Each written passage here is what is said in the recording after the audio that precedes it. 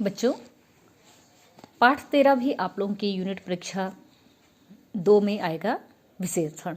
ठीक है, तो विशेषण के भी जो मुख्य मुख्य हमारे जो बिंदु हैं, जो मुख्य बातें इसमें, उनका भी हम फटाफट से पुनरावृत्ति या रिवीजन कर लेंगे। ठीक है, सबसे पहले तो हम इसकी परिभाषा देख लेंगे कि विशेषण होता क्या है। तो विशेषण क्या है? संज्ञा या सर्वनाम की विशेषता बताने वाले शब्द विशेषण कहलाते हैं।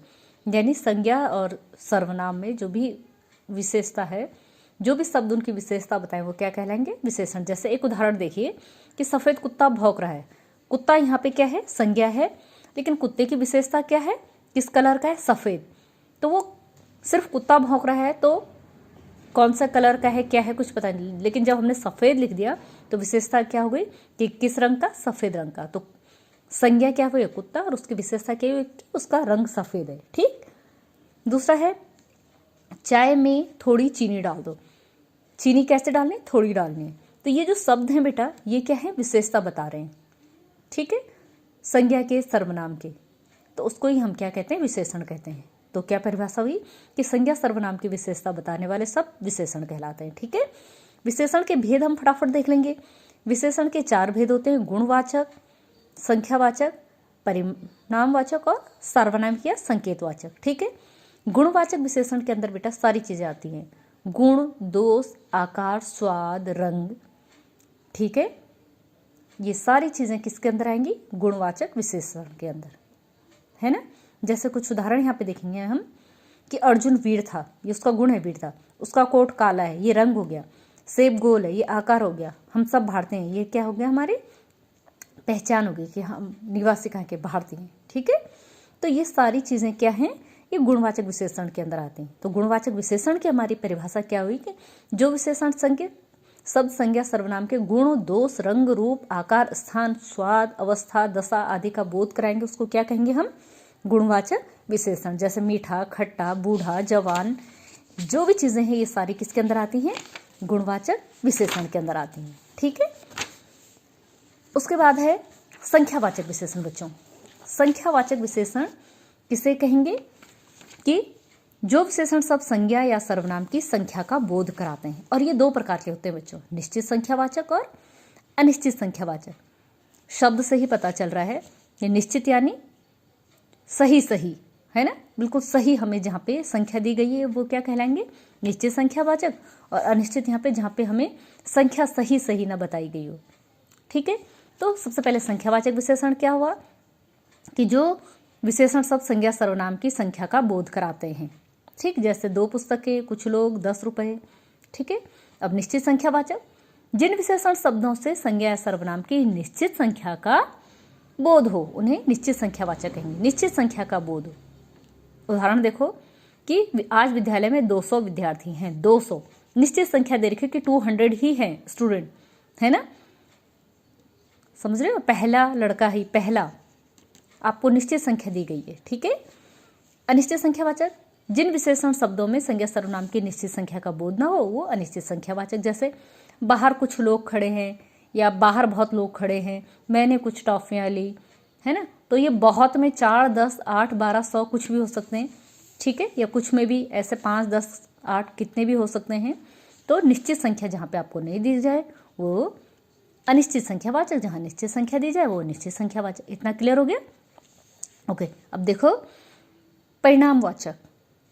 परिणाम का अर्थ होता है मात्रा, माप, तोल। बेटा यहाँ पे एक सिंपल सा आप लोग समझ लीजिए अंतर संख्या में और परिणामवाचक में।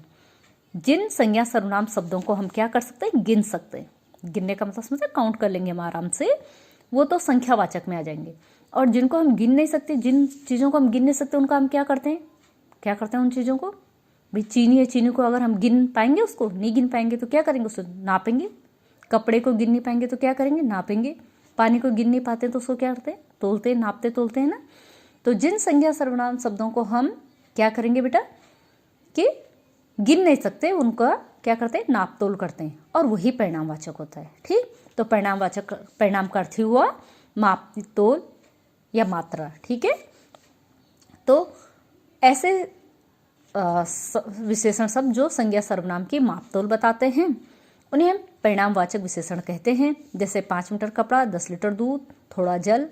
ठीक है, ये भी 2 प्रकार के होंगे बच्चों, निश्चित परिणामवाचक और अनिश्चित परिणामवाचक। बिल्कुल वैसे जैसे संख्यावाचक हुए, है ना, निश्चित और अनिश्चित बिल्कुल वैसे ही होंगे कि निश्चित परिणामवाचक में क्या होगा, जहाँ पे हमें निश्चित क्या होगा दिया हुआ, परिमाण दिया होगा।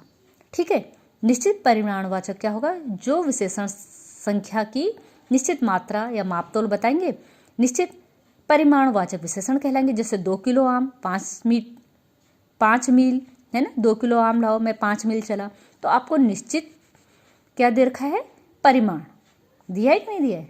ठीक है, तो ये निश्चित परिणामवाचक हो गया। और अब अनिश्चित परिमाणवाचक में क्या होगा बच्चों, अनिश्चित परिमाणवाचक में आपको निश्चित संज्ञा सर्वनाम का कुछ विशेषण सब संज्ञा के परिमाण का बोध तो कराते, परंतु निश्चित परिमाण का बोध नहीं कराते। ठीक है, जैसे मैंने आज बहुत खा लिया, आज दूध वाले ने थोड़ा दूध दिया, तो जहाँ पे आपको निश्चित परिमाण न दिया गया हो संज्ञा सर्वनाम का, वहाँ पे क्या होता है, अनिश्चित परिमाणवाचक विशेषण। समझ गए। 4th है सार्वनामिक या संकेतवाचक विशेषण। ठीक है, कौन से विशेषण होंगे ये वे विशेषण होंगे बेटा जब क्या होगा, सर्वनाम शब्द का प्रयोग विशेषण की तरह किया जाएगा। तो वे क्या आते हैं, संज्ञा की ओर संकेत करते हैं और उन्हें क्या कहते हैं, सार्वनामिक या संकेतवाचक विशेषण। सीधे सीधे शब्दों हम क्या कहेंगे बेटा इसको, कि संज्ञा से ठीक पहले जब विशेषण शब्द लगे, संज्ञा से ठीक पहले जब सर्वनाम शब्द लगे और वह सर्वनाम किसका काम करे, विशेषण का काम करे। देखो यहाँ पे शेर क्या है, संज्ञा है, और संज्ञा से ठीक पहले क्या, इस क्या है, सर्वनाम है। तो इस शेर को पिंजरे से निकाल दो, पर्टिकुलर एक शेर के बारे में ये आया है। ठीक है, तो ये यहाँ पे सर्वनाम न होके विशेषण का कार्य करने लग गया। ठीक है, तो ये क्या हो जाएगा, संकेतवाचक या सार्वनामिक विशेषण। याद रहेगा ना आपको, संज्ञा से ठीक पहले जब सर्वनाम शब्द लगे तो वहां पे क्या होता है, सार्वनामिक या संकेतवाचक विशेषण। और ये हमेशा विशेषण का कार्य करता है क्या, ये सर्वनाम शब्द। वह घोड़ा तेज दौड़ा, वह सर्वनाम शब्द, घोड़ा संज्ञा शब्द, घोड़े से ठीक पहले सर्वनाम लगा और विशेषण का कार्य करने लग गया, तो ये क्या हो गया, संकेतवाचक या सार्वनामिक विशेषण। ठीक है, अब आप अच्छे से समझ गए, संकेतवाचक या सार्वनामिक विशेषण भी समझ गए हो। ठीक है, अब एक चीज और, सर्वनाम तथा सार्वनामिक विशेषण में अंतर जरा हम समझ लेंगे कि कहाँ पे हम कहेंगे कि ये सर्वनाम है और कहाँ पे कहेंगे हम कि ये सार्वनामिक विशेषण है। बच्चों मैंने बताया आपको कि सार्वनामिक विशेषण हमेशा वहाँ पे आएगा जब वो संज्ञा से पहले जो है क्या होगा, सर्वनाम लगेगा, तो उसे हम सार्वनामिक विशेषण कहेंगे।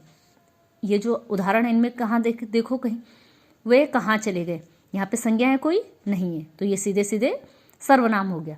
वे लड़के कहाँ चले गए, ये संज्ञा है ना, संज्ञा से पहले लगाया, तो सीधे सीधे समझ लीजिए कि ये क्या है, सार्वनामिक।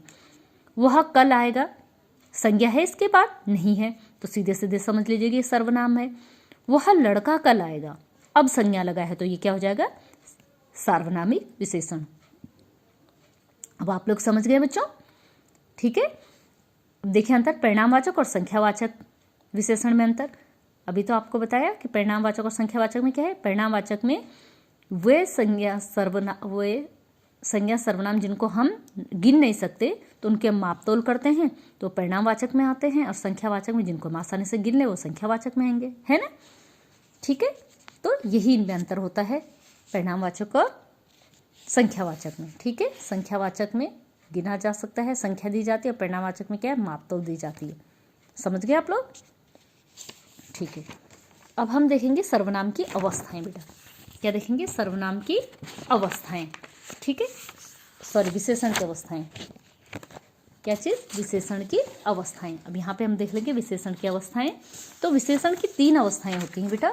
ठीक है, कौन कौन सी, मूलावस्था, उत्तरावस्था और उत्तमावस्था। विशेषण की कितनी अवस्थाएं हुई, 3 अवस्थाएं हुई, मूलावस्था, उत्तरावस्था और उत्तमावस्था।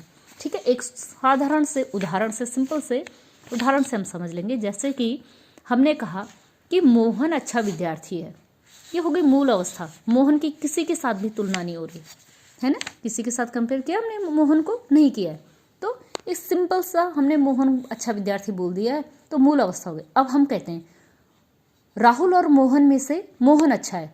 अब दो बच्चों के बीच में हमने तुलना की तो उत्तरावस्था हो जाएगी। जब दो लोगों के बीच में हम तुलना करेंगे बच्चों तो वो उत्तरावस्था हो जाती है, ठीक है। अब इसी जो है वाक्य को हम ऐसे बोलें कि मोहन पूरी कक्षा में सबसे अच्छा विद्यार्थी है। तो अब ये बहुत सारों के बीच में जब हमने एक को चुना तो उत्तमावस्था हो गई, ठीक है ना, समझ रहे हो। सब में से जब एक को हम चुनते हैं तो उत्तमावस्था, दो लोगों में तुलना उत्तरावस्था, जब कोई तुलना ना हो तो मूलावस्था। तो विशेषण की 3 अवस्थाएं आप लोग समझ गए ना, ठीक है। अब यहाँ बुक से भी देख के समझ लीजिए। इसमें किसी भी प्रकार की तुलना नहीं होती, केवल विशेषता प्रकट होती है तो मूल अवस्था। इसमें दो वस्तुओं या व्यक्तियों के बीच अथवा स्थानों के बीच में तुलना होती है तो उत्तरावस्था, जैसे आम पपीते से अधिक मीठा होता है। उत्तमावस्था, इसमें दो या दो से अधिक व्यक्ति वस्तुओं और स्थानों की तुलना में सबसे अच्छा या सबसे बुरा हमें बताया जाता है तो उत्तमावस्था, जैसे आम सब फलों में सबसे अधिक मीठा है, ठीक है। तो आप इसको अच्छे से समझ गए बेटा। तो मूल अवस्था, उत्तरावस्था और उत्तमावस्था। तो विशेषण की कितनी अवस्थाएं हुई? 3 अवस्थाएं। कौन कौन सी? मूलावस्था, उत्तरावस्था और उत्तमावस्था, ठीक है। समझ गए आप लोग। अब देखो प्रविशेषण समझ लीजिए फटाफट। प्रविशेषण क्या होगा? विशेषण की विशेषता बताने वाले शब्द को प्रविशेषण कहते हैं। कुछ वाक्य ऐसे होते हैं जहाँ पे हम विशेषण की भी विशेषता बताते हैं तो वो क्या होते हैं? प्रविशेषण। यहाँ देख के समझेंगे। सोनल ने गहरी नीली साड़ी पहनी। अगर हमारा वाक्य होता है सोनल ने नीली साड़ी पहनी तो साड़ी की विशेषता क्या है? नीली, वो नीला रंग है, ठीक है। अब नीले रंग की विशेषता कैसा नीला है? गहरा नीला है। इसकी विशेषता क्या है? गहरा नीला है, ठीक है। तो ये गहरी जो शब्द है ये क्या है? प्रविशेषण। इसने विशेषण की भी विशेषता बताई, ठीक। जैसे सोहन बहुत ईमानदार लड़का है। सोहन ईमानदार लड़का है तो ईमानदार शब्द क्या है? उसकी विशेषता है ना सोहन की, तो विशेषण है। अब कैसा ईमानदार है? बहुत ईमानदार है। अब ईमानदार शब्द की भी विशेषता किसने बताई? बहुत शब्द ने। तो बहुत शब्द क्या हो गया? प्रविशेषण हो गया। तो ध्यान रखेंगे आप लोग कि विशेषण की विशेषता बताने वाले शब्द प्रविशेषण कहलाते हैं, ठीक है। तो अब आपका विशेषण पाठ भी आपका रिवीजन हो गया है। प्रविशेषण आपको बता दिया, विशेषण की अवस्थाएं बता दी, विशेषण के प्रकार बता दिए। विशेष से क्या हो गया? संज्ञा, शब्दनाम, संज्ञा और सर्वनाम को विशेष से कहते हैं। जिनकी की विशेषण विशेषता बताते हैं उन्हें विशेष से कहते हैं, ठीक है। तो विशेषण और सर्वनाम अब आपका पूरा हो गया रिवीजन, ठीक है। आप लोग दोनों पाठों को बहुत अच्छे से पढ़ेंगे, ठीक है। परीक्षा के लिए इनकी अच्छे से तैयारी करेंगे।